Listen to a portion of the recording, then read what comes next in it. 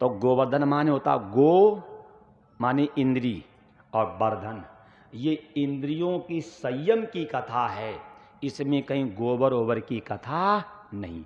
इस कथा से क्या शिक्षा मिलती, पहले आप इसको देख लो। एक बार कृष्ण और बलराम गौएं चरा करके गौशाला में बांध करके घर आए। जब घर आए तो क्या देखा कि माता यशोदा मुख में पट्टी बांध करके और भगवान का प्रसाद बना रही।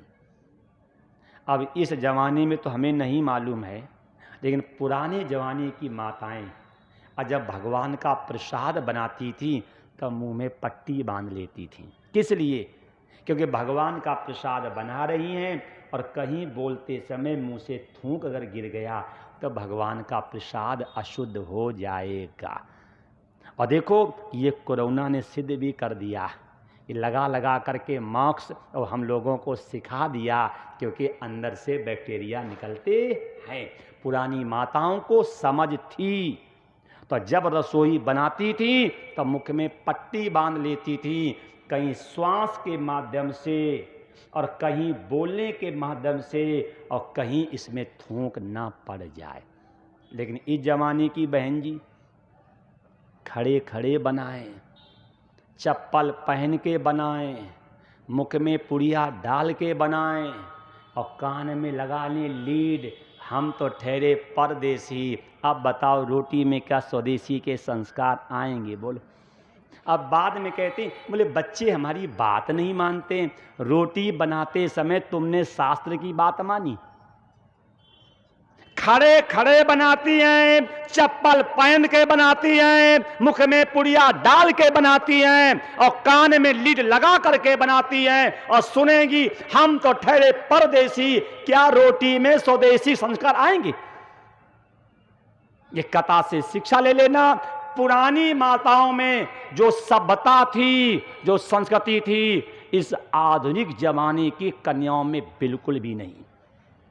यशोदा जी पकवान बना रही और मुख में पट्टी बांध के।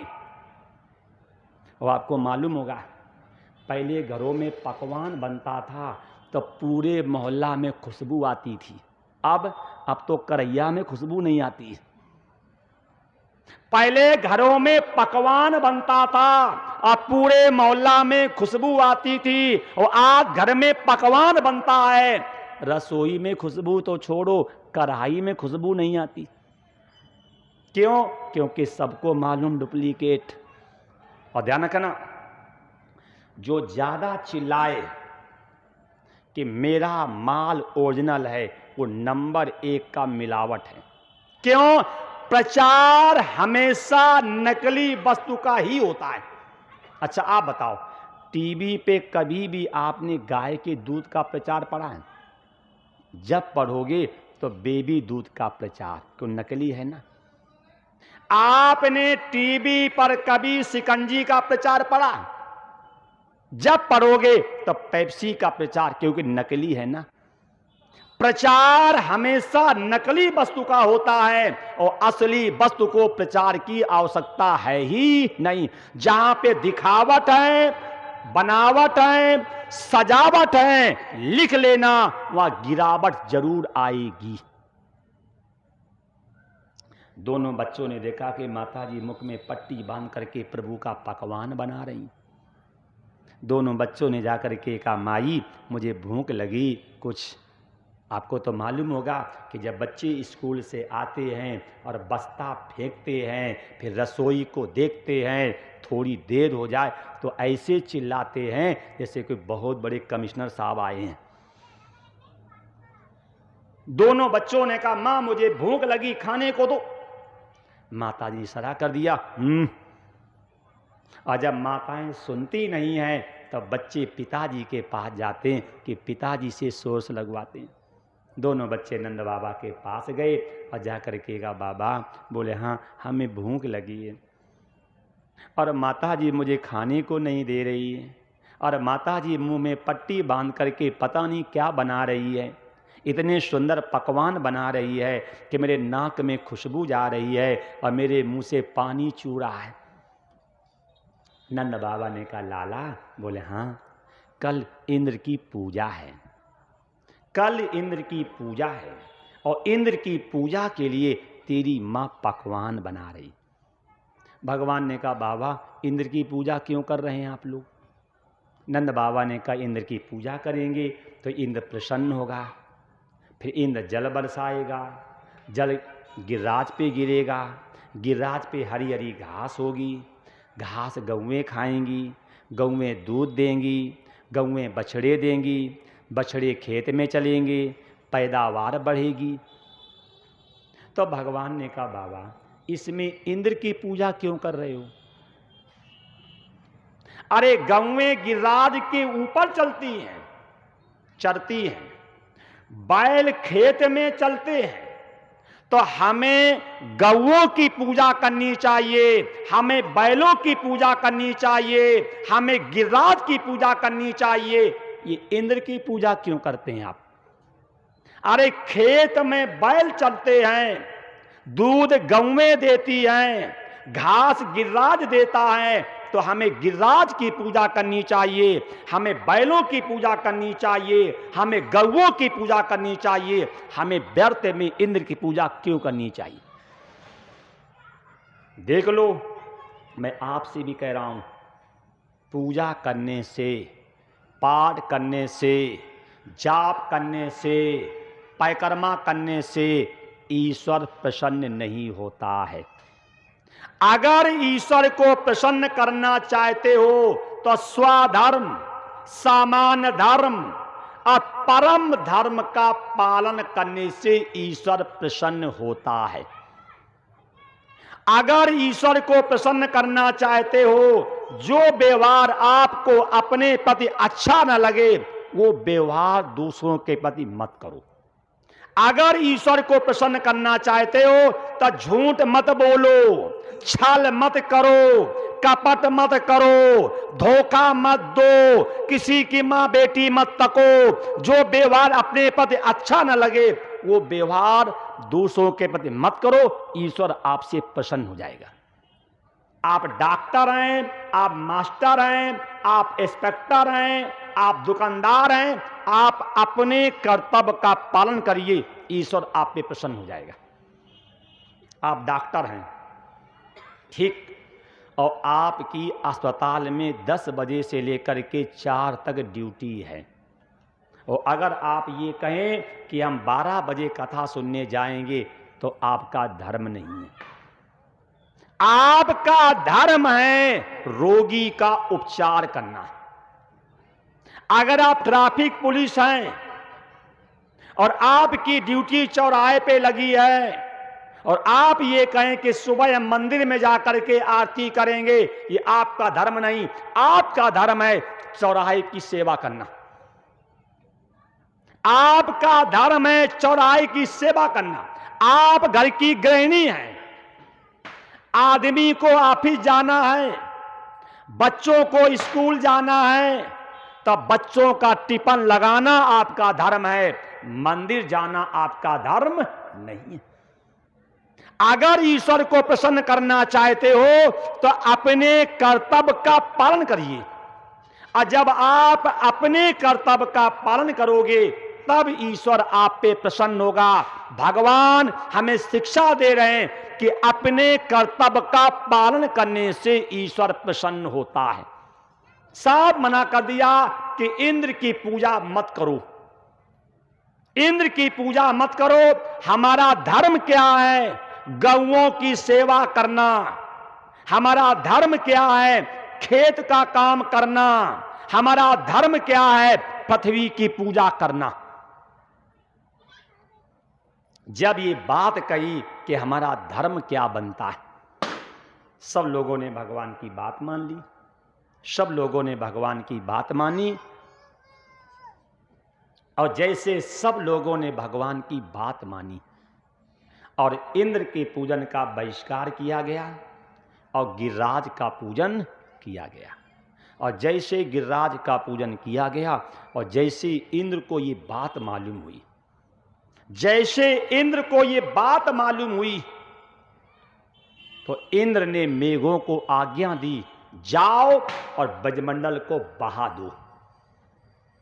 मेघों को आज्ञा दी कि आप जाओ और जा करके ब्रजमंडल को बहा दो।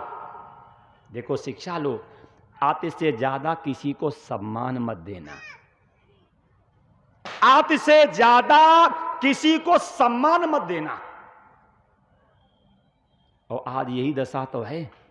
वो नहीं एक ही श्लोक आप लोगों ने याद किया है, गुरुर ब्रह्मा गुरुर विष्णु और गुरुर्देवो महेश्वरा और गुरुर साक्षात परब्रह्म तस्मै श्री गुरुवे। ये किसी शास्त्र में नहीं है, ये तो फर्जी लोगों ने अपनी पूजा करवाने के लिए आपको गुमराह किया है। इतनी कड़वी बात कोई बोलेगा नहीं। लिखे कह देंगे कि गुरु गीता में लिखा है और कहेंगे कि गुरु गीता स्कंद पुराण में है और स्कंद पुराण में 81,100 श्लोक हैं और कहीं भी गुरु गीता नहीं है।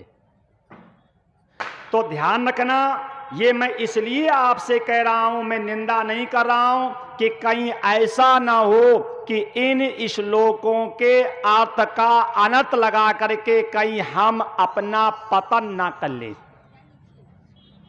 कहीं हम अपना पतन ना कर ले। ये हमें कथा से शिक्षा लेनी चाहिए। देखो आपके सामने प्रमाण है, आते से ज्यादा किसी को सम्मान दोगे, आते से ज्यादा किसी को सम्मान दोगे। इंद्र ने मेघ को आज्ञा दे दी कि जाओ, जाकर के ब्रजमंडल को बहा दो। तो मेरा कहने का आशय आप समझ जाना कि आते से ज्यादा किसी को सम्मान दोगे, आते से ज्यादा किसी को सम्मान दोगे और कभी सम्मान नहीं दोगे तो वो आपका बिगाड़े, वो आपका बिगाड़ेगा, वो आपका बिगाड़ करेगा। हर वर्ष इंद्र का पूजन होता था और इस वर्ष पूजन नहीं हुआ, इंद्र को क्रोध आ गया। इसे हम कोई बात वैसी कहते हैं तो इसमें कुछ लोग उदास हो जाते हैं। किस लिए मालूम? वो इसलिए उदास हो जाते हैं कि उनके गुरुओं ने उनके कान में ठूंस ठूंस के भर दिया कि गुरु की निंदा मत सुनना। और वेद कहता सत्यम वद धर्मम चर, सत्य बोलना निंदा नहीं है, हमें सत्य बोलना चाहिए और हमें सत्य सुनना भी चाहिए। और ये जब बातें मैं बोलता हूं कि कुछ लोगों का चेहरा एकदम गिर जाता है। क्यों? उन्हें मालूम है ये हमसे ही कह रहे हैं। इसीलिए मैं कहता हूं हाथ जोड़ करके, मैं किसी की निंदा नहीं कर रहा हूं, मैं तो आपको आडंबर से पाखंड से हटाना चाहता हूं। अब मेरा तो एक ही फार्मूला है, न हिंद बनेगा न मुसलमान बनेगा, इंसान की औलाद है, इंसान बनेगा। और अपने जितने भी ग्रंथ हैं ये जीव मात्र के लिए ग्रंथ हैं। इन ग्रंथों में ना हिंदू, ना मुसलमान, ना सिख, ना ईसाई, ना पादरी, ना ब्राह्मण, ना क्षत्रिय, ना वैश्य, ना शूद्र, अपने सारे ग्रंथ जो है जीव मात्र के लिए। और जीव मात्र जो है ईश्वर प्राप्ति का अधिकारी है। तो हम जीव मात्र की चर्चा करते हैं, हम किसी धर्म से और किसी संप्रदाय से कोई लेना देना नहीं रखते हैं। मूसलाधार वर्षा होने लगी, रावटियां फट गईं, छप्पा टूट गए, सामान भीग गया, गौ बछड़े कांपने लगे। बच्चों ने जाकर के भगवान कृष्ण से कहा, लाला देखो प्रलय हो रहा है। भगवान ने कहा, बाबा जब इंद्र की पूजा करते थे वो कंजूस बूंद बूंद पानी देता था, और हम लोगों ने गिरिराज की पूजा की है तो धार बांध के पानी गिर रहा है। सच्ची पूजा तो इसी साल हुई है। अरे जब इंद्र की पूजा करते थे वो कंजूस बूंद बूंद चुआता था, और हमने गिरिराज की पूजा की है तो धार बांध के पानी गिर रहा। सच्ची पूजा तो इसी साल हुई है। नंद बाबा ने कहा, लाला ये समय हंसने का नहीं है। वो बूंद बूंद पानी गिरता था तो रावटियाँ फटती नहीं थी, छप्पर टूटते नहीं थे, सामान भींगता नहीं था और गऊ बछड़े कांपते नहीं थे। ये तो प्रलय का पानी गिर रहा है। देख तो लो, रावटियाँ फट गई हैं, छप्पर टूट गए हैं, सामान भींग गया है, गऊ बछड़े ग्वाल सर्दी के मारे कांप रहे हैं। और ये समय हंसने का नहीं, ये समय विचार करने का है। तो भगवान ने कहा, बाबा हमें काहे डांट रहे हो? पूजा करी गिरिराज की, माल खाया गिरिराज ने, सेवा ली गिरिराज ने और पूजा ली गिरिराज ने, और डांट खाए हम। चलो सब लोग गिरिराज के पास चलेंगे। भगवान सब लोगों को गिरिराज के पास ले गए और स्वयं प्रभु ने कनिष्ठ का उंगली पे गिरिराज को उठा लिया और सब लोगों से कहा, अंदर आओ। तो डर के मारे कोई अंदर जा ही नहीं रहा। आप लोगों में कुछ बड़े लोग भी हैं, पढ़ लेना। जब रेल का आविष्कार हुआ था तो डर के मारे कोई रेल पे बैठता नहीं था। पता नहीं गोपीगंज खड़ी हो का और ना खड़ी हो है भाई, ट्रेन मेरे अधीन तो है नहीं। तो जब ट्रेन का आविष्कार हुआ था तो कोई ट्रेन पे बैठता नहीं था, खाली घूमती थी। तो मैंने पढ़ा कि जो ट्रेन पे सबसे पहले बैठे थे उन्हें बढ़िया बढ़िया खिलाया गया, बढ़िया बढ़िया पिलाया गया और इष्ट मित्रों से मिलाया गया। इसने किसी को फांसी देते हैं?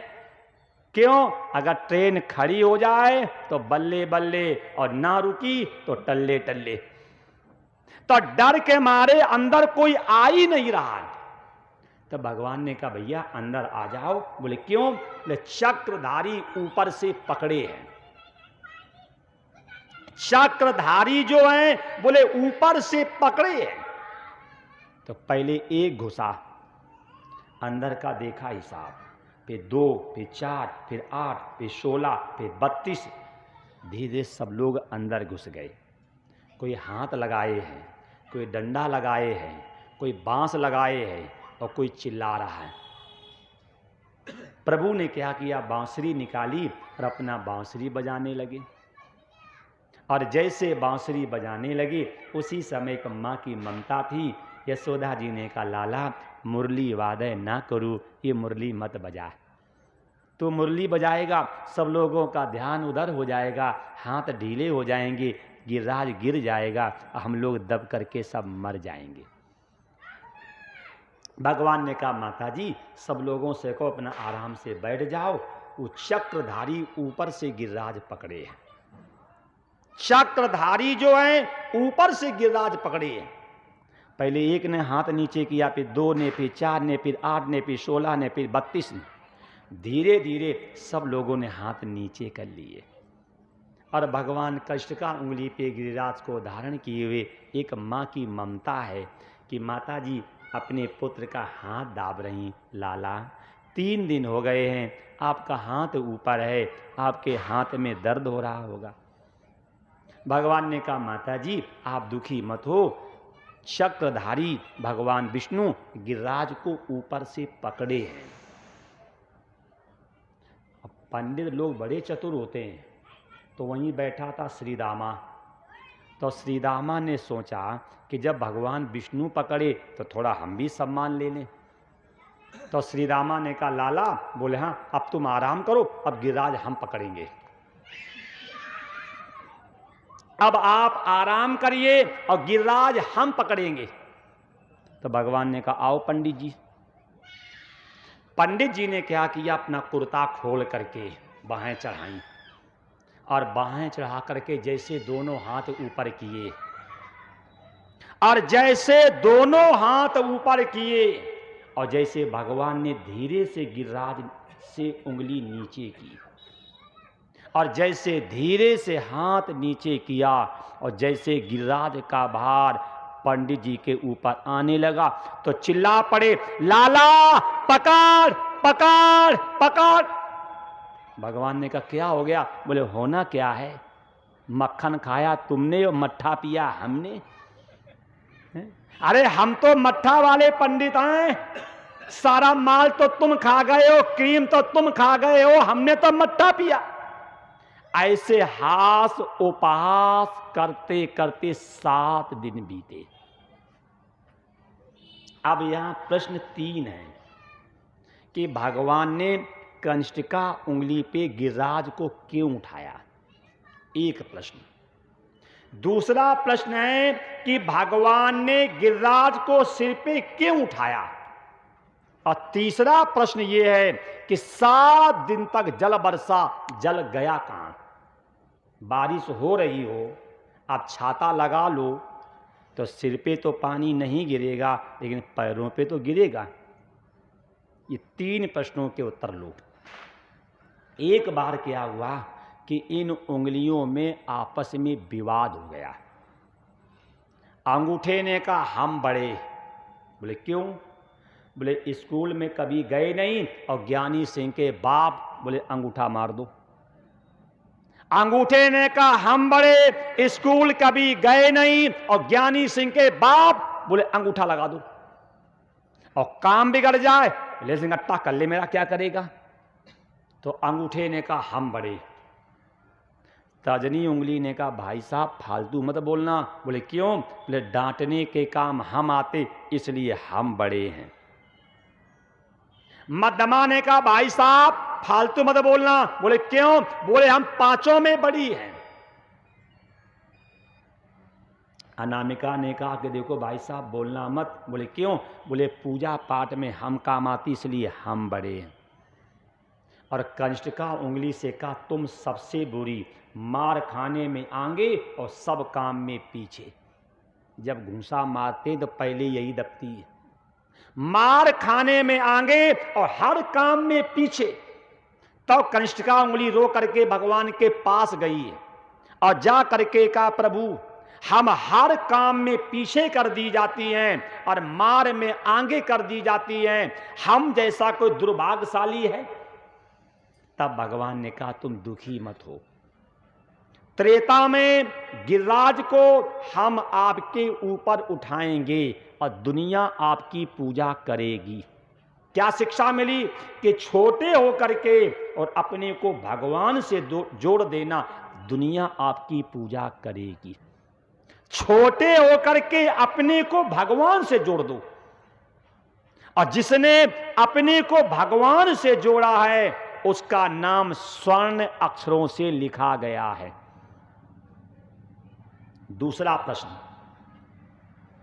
कि भगवान ने गिरिराज को सिर पे क्यों किया धारण। जिस समय समुद्र का पुल बांधा जा रहा था और हनुमान जी गिरिराज पर्वत को उत्तर से लेकर के दक्षिण जा रहे थे, और हनुमान जी को रास्ते में फोन किया गया कि पुल बन गया, तो हनुमान जी ने गिरिराज को रास्ते में ही रख दिया। जब पुल बन गया है तो फालतू में क्यों ले जाएं। तो गिरिराज रोने लगा, रो करके कहा हनुमान वो पर्वत कितने महान होंगे, वो पर्वत कितने महान होंगे जो राम के काम आएंगे, राम के पैर पड़ेंगे, राम भक्तों के पैर पड़ेंगे। और मैं कितना बड़ा दुर्भाग्यशाली हूं, ना मैं उत्तर का रहा और ना मैं दक्षिण का रहा, मैं तो बीच में ही रह गया। जब गिरिराज रोने लगा तो हनुमान जी ने राम जी को फोन किया। महाराज बोले हाँ गिरिराज बहुत रो रहा है, अगर आप आज्ञा दें तो उठा लाएं। राम जी ने कहा पुल तो बन गया है और लेकर के आओगे तो जगह यहाँ की ऊबड़ खाबड़ हो जाएगी, किसानों को दिक्कत हो जाएगी। हनुमान जी ने कही तो बहुत रो रहा है। तब भगवान ने कहा हनुमान बोले हाँ गिरिराज से कह दो, गिरिराज से कह दो अगर आप प्रतीक्षा करोगे, हमने द्वापर में सबको पैरों से छुआ है, अगर आप प्रतीक्षा करोगे तो हम त्रेता में सबको पैरों से छूते हैं और द्वापर में हम आपको सिर पे धारण करेंगे। ये भगवान राम ने वचन दिया था, इसीलिए कृष्ण अवतार में भगवान ने गिरिराज को सिर पे धारण किया। अब तीसरा प्रश्न है 7 दिन तक बारिश हुई, पानी गया कहां। 7 दिन तक मूसलाधार बारिश हुई है और ब्रजमंडल में एक भी बूंद पानी नहीं आया। पानी गया कहां, ये कथा से शिक्षा लो। एक बार भगवान शंकर माता पार्वती को लेकर के और भगवान विष्णु से मिलने बैकुंठ गए। विष्णु भगवान और भगवान शंकर बैठ करके ईश्वर की चर्चा करने लगे। और माताओं में थोड़ी विशेषता होती, अपना वैभव दूसरे को दिखाना। अगर माता जी को कहीं पति देवता ने सुंदर हार खरीद दिया और कहीं बहन जी आ जाएं, तो पानी पिलाएंगी बाद में और हार दिखाएंगी पहले। किस लिए? जाकि थोड़ी बहन जी फूकें, तब प्यास बढ़े, तब पानी इनको अच्छा लगेगा। ये माताओं में विशेषता है, अपना वैभव दूसरे को दिखाना। शंकर जी भगवान विष्णु के साथ बैठ करके ईश्वर चर्चा कर रहे थे और लक्ष्मी जी ने पकड़ करके हाथ और पूरा बैकुंठ घुमा दिया। बहन जी किचन रूम, बहन जी पेयर रूम, बहन जी बाथरूम, बहन जी, और बहन जी फूकी जाए। शिक्षा लो, जिस व्यक्ति के पास जो सुविधा हो और उसे वही चीज दिखाना। और अगर उसके पास वो सुविधा नहीं है और आप उसे दिखाओगे तो अंदर अंदर से फूकेगा। तभी तो कहा गया है कि साधुओं को और ब्रह्मचारियों को कभी शादी में मत बुलाना, क्योंकि उनकी तो शादी हुई नहीं और तुम्हारी शादी में जब आएंगे तो दुआ नहीं देंगे, अंदर अंदर बद्दुआ देंगे। तुम मरो तो चेली, समझ गए आप। तभी लिखा है कि साधुओं को और ब्रह्मचारियों को कभी शादी में जाना नहीं चाहिए और हम लोगों को शादी में बुलाना भी नहीं चाहिए। क्यों? जिसके पास जो सुविधा नहीं है और आप उसे वो सुविधा दिखाओगे तो उसके मन में ईर्षा होगी। जब पार्वती के मन में ईर्षा हो सकती है तो हम और आप तो बहुत दूर के हैं। भगवान शंकर सत्संग कर करके जब चले तो माता जी धम धम पैर पटक रही। अब आप लोग तो गृहस्थ हो, घर में जाओ और आपकी पत्नी पैर पटके, सामान फेंके, बच्चों को डांटे तो समझ जाओ गुस्सा है। और आप लोग तो ऐसे हो कि तुरंत कहोगे टिल्लू की मम्मी काहे गुस्सा हो, क्योंकि हम लोग बीवी के गुलाम हैं, है कि नहीं। लेकिन भगवान शंकर ने माता जी से एक बार भी नहीं पूछा, अरे पैर पटकोगे, सामान फेंकोगे तो अपना बिगाड़ोगे, मेरा क्या बिगाड़ोगे। आपकी पत्नी गुस्सा हो, आपकी पत्नी गुस्सा हो, ठीक, और उसे जिस गाने से चिढ़ हो और वही गाना उसके सामने गाओ, फिर देखो उसके हाल। करना नहीं, नती पाप हमें पड़े। गृहस्थ गीता को पढ़ लेना। गृहस्थ गीता में स्त्री को बस में करने के 10 नियम हैं। पहला नियम तो यही है, अगर आपकी स्त्री आपको परेशान करती हो तो उससे बोलना बंद कर दो। लेकिन अब तो माताएं कहती हैं असल बाप के हो तो मुझसे मत बोलना है। दूसरा उसमें लिखा है कि अगर आपकी स्त्री आपको परेशान करती हो तो ससुराल के सामान को बजाओ। जो भी ससुराल में सामान मिला हो, समझ गए, उसको बजाओ। और मान लो ससुराल का सामान टूट गया हो तो माता जी के कपड़े लो, पंखा पे टांग करके फिर पंखा घुमाओ, फिर देखो। अब आगे नहीं बताएंगे, न हमें रोटी भी ना मिले। लेकिन गृहस्थ गीता में स्त्री को बस में करने के 10 नियम दिए गए। माता जी धम धम पैर पटक रही, भगवान शंकर कीर्तन कर रहे हैं। माता जी ने कहा सुनते हो? भगवान शंकर ने कहा दोनों कान खुले हैं, सुनाओ। माता जी ने कहा मैं घर नहीं जाऊंगी। भगवान शंकर ने कहा घर है कहां जो जाओगी? अरे घर है कहां जो जाओगी? जहां लेट जाओ वही बेडरूम, जहां खा लो वही किचन रूम, जहां नहा लो वही बाथरूम, जहां हाथ जोड़ लो वही पेयर रूम। अरे घर हो तब तो जाओगी। माता जी ने कहा सुनो। बोले सुनाओ। मैं खाना नहीं बनाऊंगी। भगवान शंकर ने कहा बहुत बढ़िया है, जब बर्तन खटपट नहीं करेंगे तब भजन में बाधा नहीं पड़ेगी। आपकी पत्नी कहे हम खाना नहीं बनाएंगे, कहना कभी मत बनाओ। और जब माता जी नहाने जाएं, दौड़ करके जाओ और समोसा खाओ, बिस्कुट खाओ, मुंह पोंछ करके और रसोई के सामने लेट जाओ। देखें रसोई कै दिन नहीं बनेगी। माता जी ने कहा मैं भोजन नहीं बनाऊंगी, भगवान शंकर ने कहा कभी मत बनाना। क्यों? जब बर्तन खटपट नहीं करेंगे तब भजन में बाधा नहीं पड़ेगी। अम्मा ने कहा ये भी स्कीम फेल हो गई।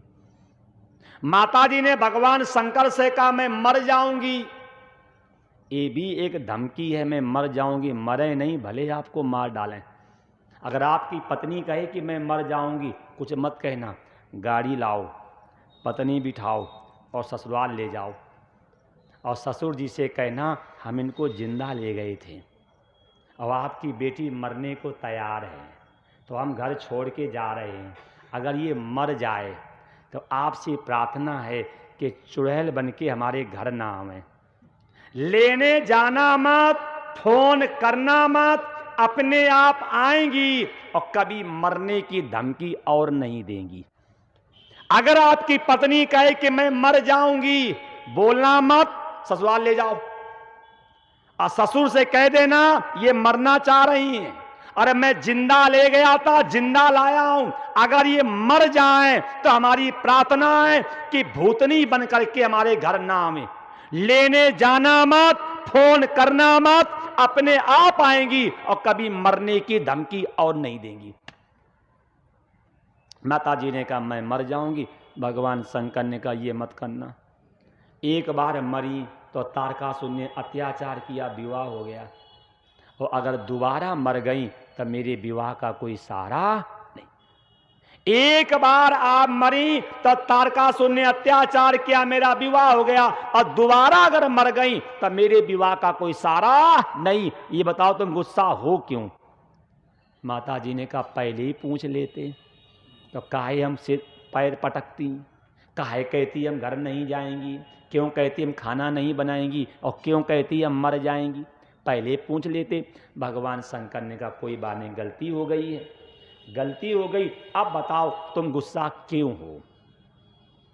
माता जी ने कहा लक्ष्मी जी ने मेरा अपमान किया है।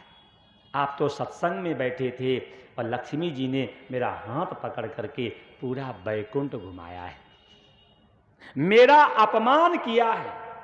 भगवान शंकर ने कहा कोई बात नहीं, जब लक्ष्मी जी कैलाश पर्वत पे आवे तो उनका हाथ पकड़ करके तुम भी उनको पूरा बट वृक्ष घुमा देना।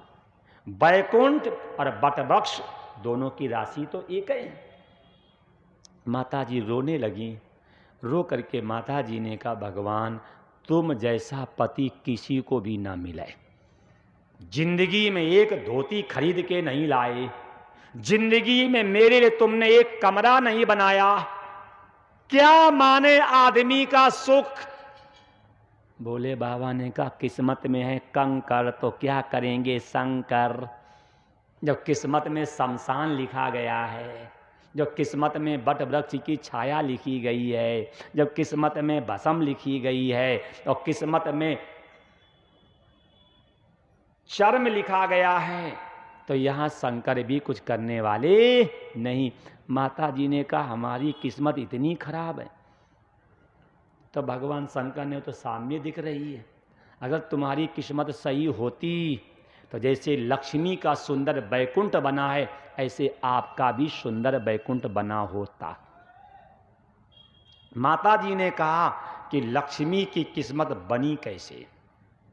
भोले बाबा ने कहा जिनके ऊपर ब्राह्मण प्रसन्न होते हैं और उन्हीं की किस्मत बनती है। जिनके ऊपर ब्राह्मण प्रसन्न होते हैं किस्मत उन्हीं की बनती है। माता जी ने कहा ब्राह्मण प्रसन्न कैसे होते हैं? तो बताया है ब्राह्मण खवाए। ब्राह्मण कितना भी क्रोध में हो, पंडित जी कल आपका निमंत्रण, कब कब कहां? गुस्सा उड़ गई। ब्राह्मण खवाए और ठाकुर फुसलाए। और जहां तुमने ठाकुर की तारीफ की है लंबरदार, अरे अन्नदाता तुम न होते तो हम भूखे मर जाते।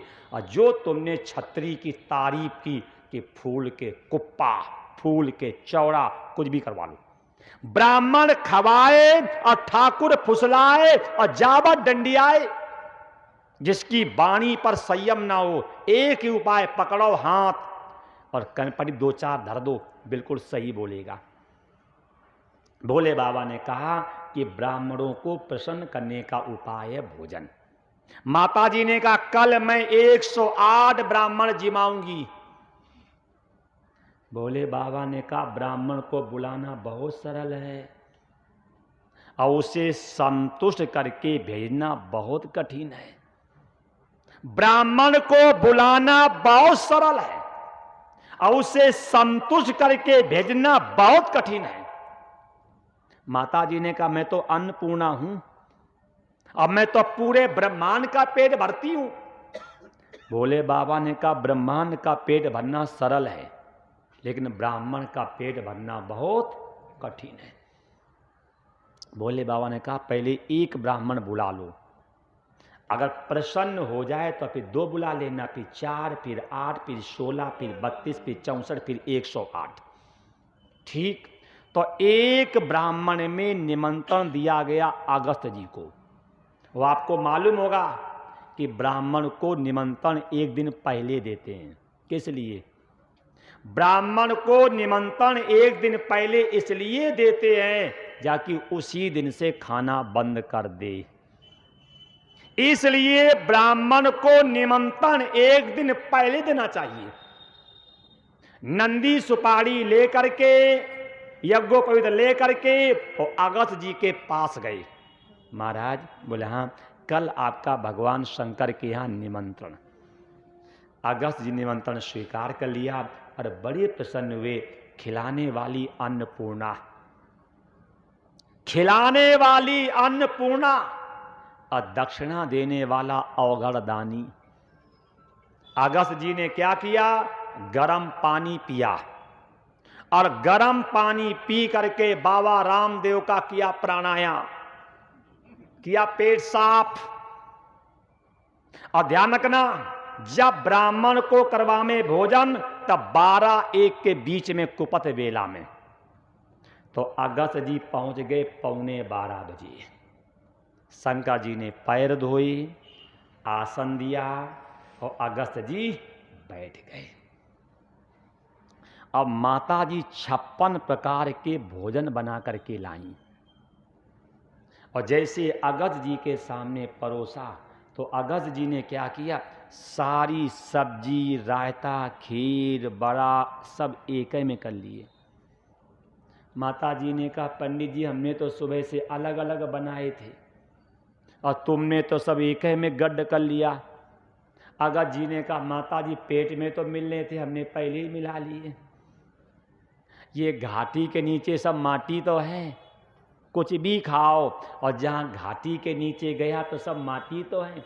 तो अगस्त जी ने कहा माता जी जब पेट में तो मिलने थे हमने पहले ही मिला लिए। तब माता जी ने कहा हमें बता देते कि तुम एक है सब्जी पूरी खाते हो तो अलग अलग हम गैस काहे फूंकती। अगस्त जी ने कहा माता जी चिंता न करो, अब हम सब सही कर देंगे। अब माता जी पूरी लामे थाली में रखें, ये उठाएं मुंह में रख के अंदर ले जाएं। अगस्त जी ने कहा माता जी थोड़ी दिक्कत हो रही। बोले काहे की? बोले आप रखती हो थाली में और हम उठा करके रखते हैं मुंह में, समय थोड़ा खराब हो रहा है, ये थाली हटा दें और हम सीधे हाथ ऐसे कर दें और तुम हाथ पे डालते जाओ और हम पेट में सरकाते जाएं। माता जी ने कहा ठीक। अब माता जी टोकरी भर के लड्डू लाएं और हाथ में डालें, ये अंदर सरका लें। सब्जी, रायता, पूरी, कचौड़ी, खीर, जो कुछ सब साफ। और नियम है कि जब माता जी रसोई परोस रही हों, अगर चमचा बटलोई की तई में लग जाए तो भोजन करने वाले को भोजन बंद कर देना चाहिए, ये नियम है। और माता जी क्या करें? चमचा लेकर के टन टना टन टन, ये सुनते ही नहीं है। रसोई में सब सामान खत्म। और शिक्षा लेना, जब किसी को भोजन करवावे तो वहां बैठ के तकना नहीं चाहिए। ब्राह्मण एक और तकने वाले बैठे हैं 4। जब किसी ब्राह्मण को, संतों को, महात्मा को करवावे भोजन तो वहां बैठ के तकना नहीं चाहिए, शिक्षा दूसरी लो। और जब किसी को करवावे भोजन तो उस समय बोलना नहीं चाहिए। आप बोलोगे तो भाप निकलेगी, बोलोगे तो थूक निकलेगा। तो भगवान शंकर बैठे पीठ करके और माता जी मुंह में बांधे पट्टी, रसोई पड़ी है खाली। माता जी ने भगवान शंकर से कहा क्यों बोल सकती नहीं। अब भगवान शंकर करके बैठी पीठ, रसोई पूरी खाली पड़ी। अंत में माता जी ने फिर ताली बजाई। भगवान शंकर ने धीरे से देखा क्या हाल है। माता जी ने कहा इसे विदा कर दो और जिंदगी में कभी ब्राह्मण बुलाऊंगी नहीं। भोले बाबा ने कहा तुमने तो कहा था मैं अन्नपूर्णा हूं, पूरे ब्रह्मांड का पेट भरती हूं, और तुम तो एक ब्राह्मण के खिलाने में हार गई। माता जी ने कहा ये समय हंसने का नहीं है, ये विपत्ति का समय है। इस ब्राह्मण को विदा कर दो और जिंदगी में कभी ब्राह्मण बुलाऊंगी नहीं। जैसे माता जी ने कहा उसी समय भगवान विष्णु का स्मरण किया और भगवान विष्णु ब्रह्मचारी का रूप लेकर के गेट पे आ गए। माताम भिक्षाम देई।